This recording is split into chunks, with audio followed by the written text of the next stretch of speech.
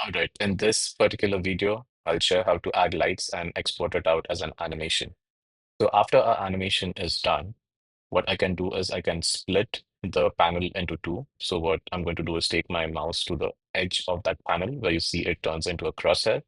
I left click and drag a line out, which basically splits the same panel into two different views. So if you still have your camera as part of the scene, I can press tilde on the keyboard and go to view camera. So this is what is going to get rendered out from Blender, which is probably not what we want. So we need to change the angle. What I can start doing is I can click on this lock over here. And now if I navigate around, if you see from the 3D viewport that the camera moves according to how I move it in this panel, right? So by default, it's on a HD resolution. How do I know that? Is I'll click on the printer icon here, and that's the typical 1920 by 1080 format. If you want to export this out for a mobile resolution, we'll need to swap these around. So it would be a 1080 by 1920.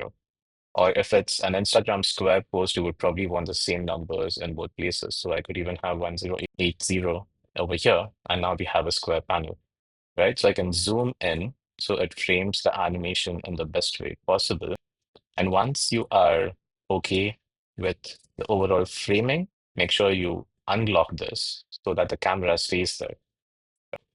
So now if I zoom in, I can just frame it better without zooming into the character. Another thing you can do is if you select the camera, we can go into camera properties and under viewport display, you can turn the passe part out from zero point 0.5 to all the way to 1. So it really blocks out and we get to see what the camera sees and nothing else. So the next thing is, so far we have been seeing the work in solid mode and material. The final one is where we start seeing how it's going to get rendered out. And by default, Blender gives us one light, right? Which is affecting what's happening in the final render. So this is a point light, and that's not something that I want. So I can just delete it. What I'm going to do is I'm going to the top view, so I know where the character is, where the camera is set up, and now I can start placing lights around it. So one of the things I would want to do is I press Shift A to add, and I'm going to add a light, and I can just take a sunlight and rotate it in the angle that I want to. So what I'm trying to do right now is from top view, I'm going to add lights from the left and the right of the character. All right. So if this is my key light, my fill light would be less than that. So I'm going to reduce the strength of it. So do you see what's happening here?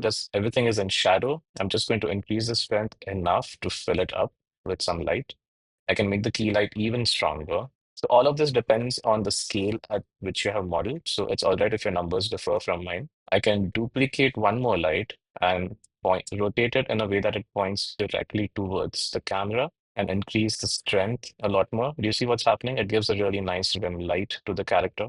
So this is a very typical 3-point light setup that is happening. We can add a ground plane so that there's something for the character to walk on, right? It's coming too close to the edge of that frame. So I'm going to lock this, move it slightly up. Okay, this seems all right. You could even add a color to this. So you go into new and turn that into a darker color and increase the roughness so we see it as a ground plane. All right. And one last thing is we could go to world. And by default, it's set to mid gray. And that's what you see over here, right? So if I change the color, it's going to change the world color, right? So you could play around with that as well. All right, once you're happy with all these settings, all you need to do is you need to go to your output. Under output, you just go to the directory that you would want to save your render as. So in this case, I'm going to just type in walk cycle, right?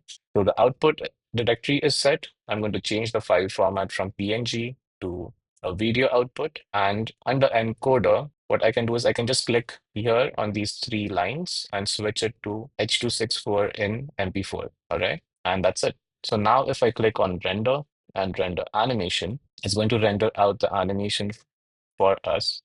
You'll see the frame number over here. So we know it's done rendering. All I need to do now is I need to open my folder and I play that animation out, right? There you go. It's one loop. So if I just switch on play on loop, now it'll just keep looping on itself. And there you have it, your first walk cycle animation using Blender. I hope this helps you.